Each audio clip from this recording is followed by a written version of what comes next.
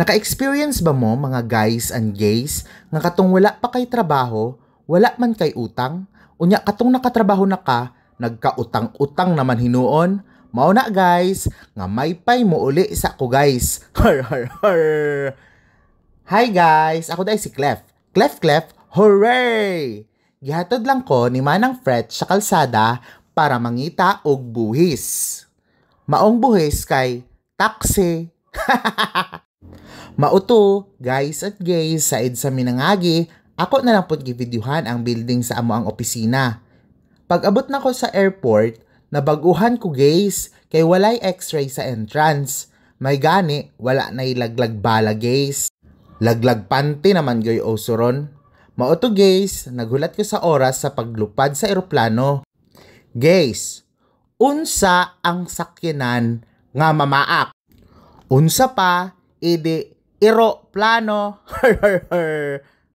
Pagsakay namo sa eroplano guys, gipaampo man hinuon mi sa stewardess guys ay mularga ug ipagawas daw ang cellphone ug i-chat daw ang mahal namo sa kinabuhi kay wa daw sure kung makaabot mi sa destinasyon. Wa daw sure guys kay wa daw kuno kakuhag piloto maong angkas driver ra usa kuno ang padrivon. Mao to guys nga nakuratan mi kay nagdagandagan raman ang eroplano, wa man ing lupad. Namura naman hinuog bus ni guys. Ang kas driver raman gyud daw ang ga-drive maong gipadagandagan ra guys. Bitaw guys, ing lupad ra pud baya kadugayan. Maupod lagi guys, ing hunong man sa clouds guys kay magpatubil. Unya, paghuman, pag-abot sa unahan, kay naing para guys, kay sa Siargao daw siya kutob. Mao to guys, gihagbong siya.